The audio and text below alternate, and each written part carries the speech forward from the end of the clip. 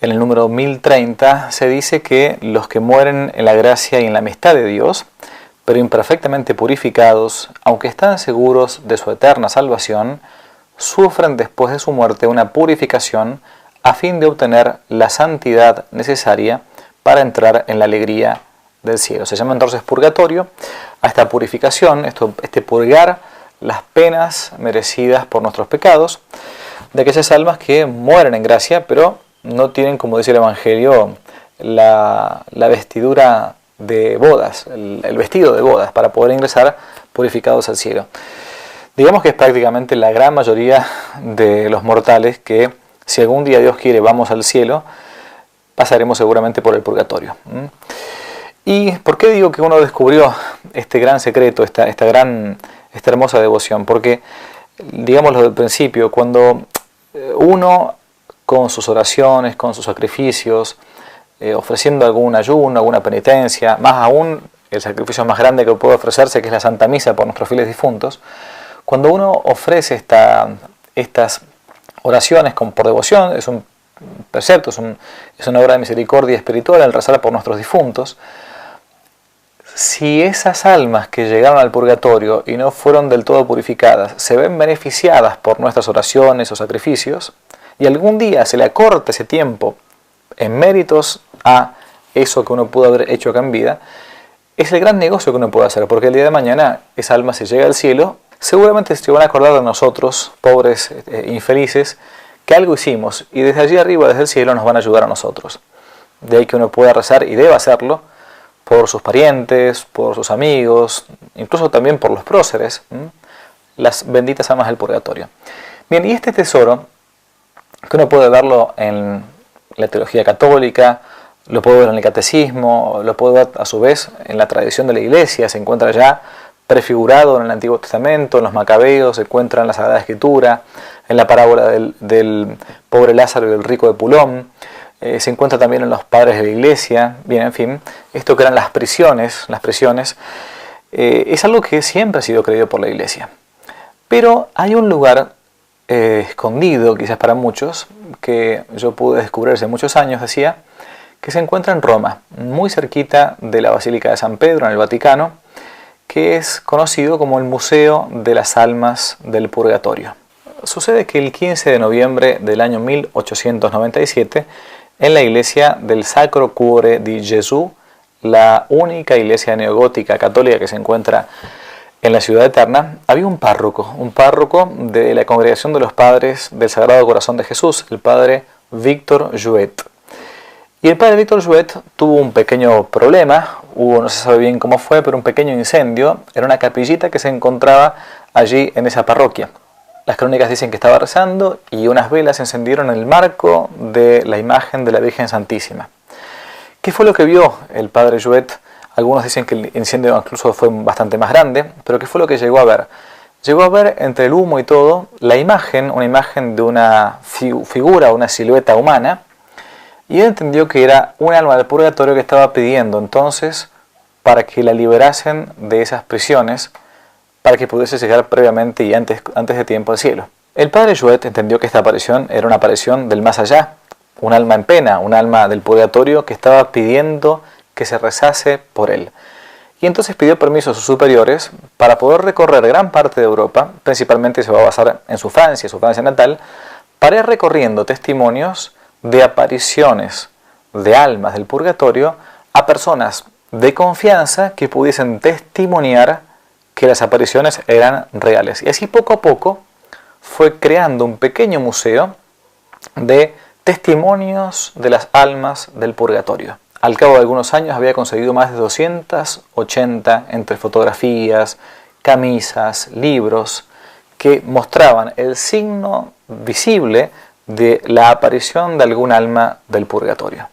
Esto es muy común, de hecho, en la vida del Padre Pío. El Padre Pío se la pasaba hablando con las almas del purgatorio. Que conozca algo de la vida del Padre Pío va a saber de lo que estoy hablando. Así entonces pidió permiso y terminó construyendo un pequeño museíto, una pequeña sala, que fue inaugurada en el año 1917 en la iglesia que hoy se conoce como el Sacro Cuore del Sufragio. Fundó la Asociación del Sagrado Corazón de Jesús en sufragio por las almas del purgatorio, hasta que en 1923 el Papa San Pío X, el gran Papa Sarto, terminó aprobando esta pequeña asociación canónica de amigos de las almas del purgatorio. De los muchos testimonios que el padre Jouet consiguió, solamente 19 fueron muy pero muy confiables, y fueron estos los más seguros que el Papa San Pío X decidió que quedasen de modo permanente en el pequeño museo anexo a la iglesia del Sacro Cuore di Gesù hasta el día de hoy. Las reliquias de las apariciones de las almas del purgatorio que hasta el día de hoy se conservan en ese pequeño museo datan de entre 1637 y 1919. En un opúsculo dictado por los misioneros del Sagrado Corazón de Jesús, esta congregación religiosa que se encuentra allí, en Roma, se puede leer lo siguiente: la Iglesia condena el espiritismo considerado una creencia susceptible de evocar con prácticas mediúmnicas el espíritu de los difuntos, en cuanto a mediums, ¿no? Pero el museo recoge solamente huellas causadas por almas que volvieron espontáneamente para pedir sufragios de plegarias o buenas obras. Esto para evitar aquella práctica que en algunos lugares existe de estar intentando como evocar a los muertos. No, por permisión divina, Dios puede permitir, como fue el famosísimo caso de Luis Comolio, este gran amigo de San Juan Bosco, esto lo narra el mismo Don Bosco, que se aparece después de sufrir un tiempo en el purgatorio, diciéndole y avisándole a San Juan Bosco, en el seminario, estaban los dos todavía en el seminario, que se iba al cielo. Entonces, las almas del purgatorio pueden aparecerse por pura permisión divina. ¿Para qué? Para nosotros, para que los que todavía estamos aquí abajo, que a veces somos un tanto incrédulos, nos acordemos que existen y que muchas sufren y sufren mucho, principalmente el no haber llegado todavía a Dios nuestro Señor. Y también secundariamente, algún tipo de pena análoga, parecida a la que pueden sufrir las almas en el infierno.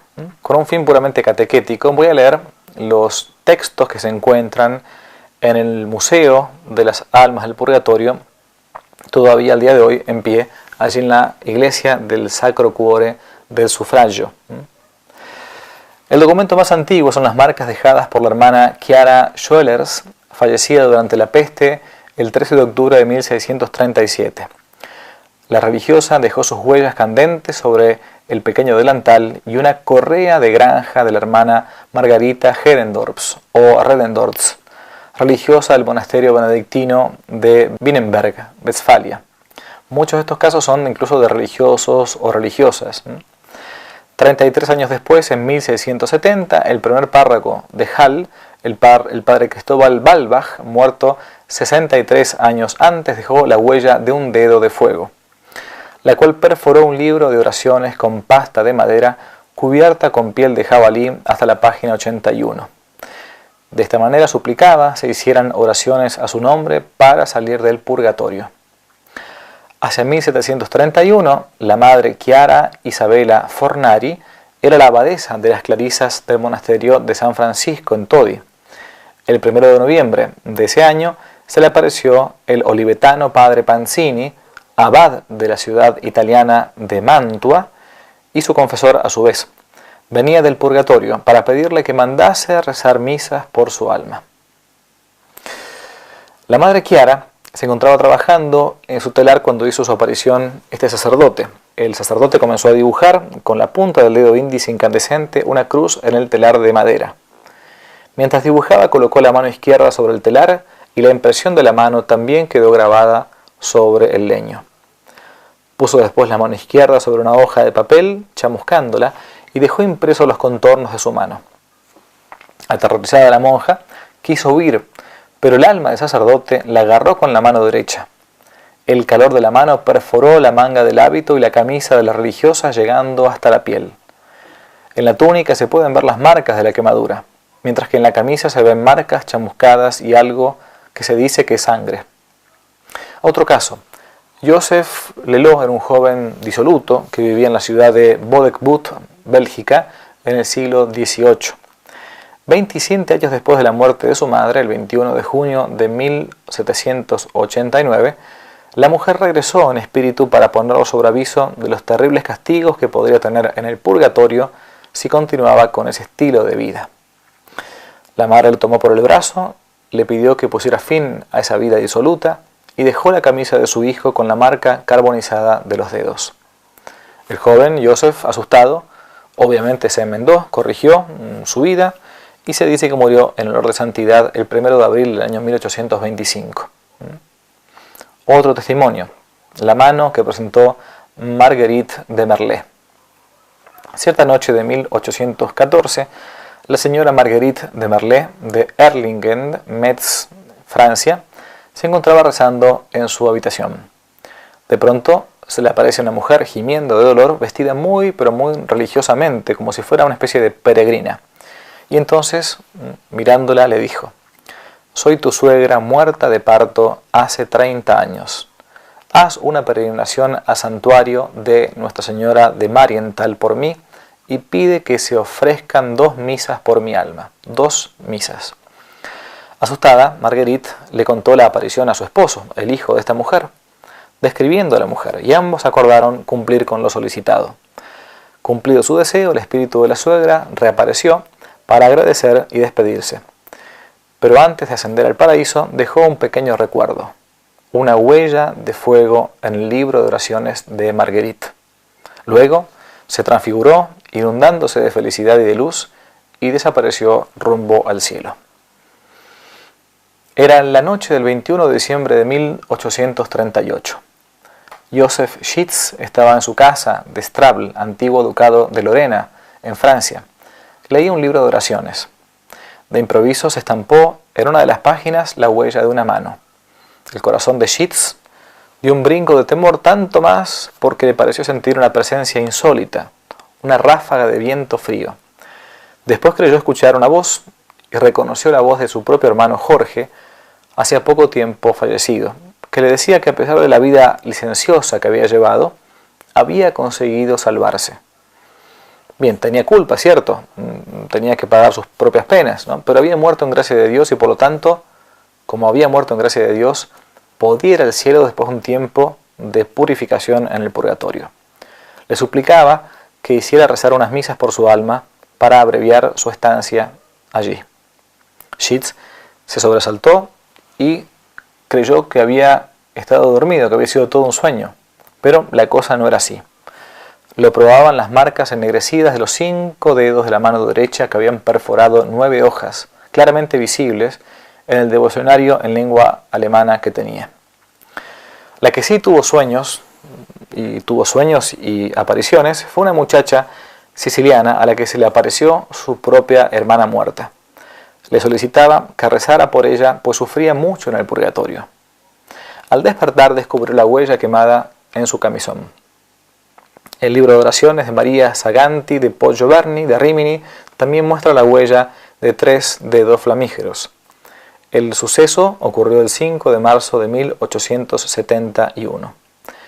Las huellas las dejó el espíritu de Palmira Rastelli, hermana del párroco de San Andrés de Padova, Sante Rastelli. Fallecida 2 meses y medio antes, el 18 de diciembre, habría venido a pedir una misa y oraciones. También la colección del pequeño museo de las apariciones de las almas del purgatorio, incluye el gorro de dormir de Jean Le Sénéchal de Doucet. La señora Sénéchal murió en 1873 y había hecho prometer a su marido que mandaría rezar 3 misas en sufragio por ella. El marido no pidió las misas. 2 años más tarde, se le apareció el marido para preguntar por qué no había cumplido su último deseo. Jean, su esposo, intentó tranquilizarla, alegando que no pidió las misas por falta de dinero. La hija tenía, pero ¿cómo pedirle? Su hija no creía en esa aparición. Para que la hija creyese y pagara el costo de las misas, tocó el gorro de dormir del marido, dejando marcada toda la mano. Jean llevó el gorro con su hija y obtuvo el dinero para las misas. En esa misma noche, el alma de Louis Le Sénéchal, en figura ardiente, fue vista elevarse al cielo por algunos. La hermana María Margarita de San Luis Gonzaga murió el 5 de junio de 1894, víctima de tuberculosis, cerca de la ciudad de Perugia, Italia. La Madre Superiora, Sor Margarita del Sagrado Corazón de Jesús, había sido muy severa con Sor María. Esa misma noche, Sor María se le apareció a Sor Margarita. La religiosa estaba acostada. De pronto, su celda se llenó de sombras indistintas y una de estas se fue concretando lentamente hasta hacerse reconocible. era la hermana María. La aparición, vestida con el hábito de las clarisas, explicó a la Madre Superiora que había cometido un pecado grave. Había deseado ardientemente la muerte con el objeto de sustraerse a los dolores que le causaba la enfermedad que sufría y a consecuencia de la cual finalmente murió. Por esto le habían correspondido 20 años de purgatorio, por no abandonarse en la enfermedad. La hermana Margarita, aunque lógicamente se sentía aterrorizada, creía ser víctima de una alucinación, y para convencerla, la aparición quiso dejar constancia de su aparición, un signo tangible de su presencia, tocando la almohada con el dedo índice, dejando quemada la funda. La Madre Superiora entonces solicitó misas y 10 días más tarde volvió a ver a Sor María, felicísima, pues se disponía a pasar a la gloria. Hay casos incluso hasta prácticamente divertidos. El caso de un sacerdote del monasterio italiano de San Leonardo de Montefalco, quien tras su muerte dejaba todos los días un billete de 10 liras, la antigua moneda italiana, en la puerta del convento para que se hicieran misas por él. Así hasta 300 liras del 18 de agosto al 9 de noviembre de 1919, según explica el folleto del museo. Se encuentra incluso una copia de uno de esos billetes.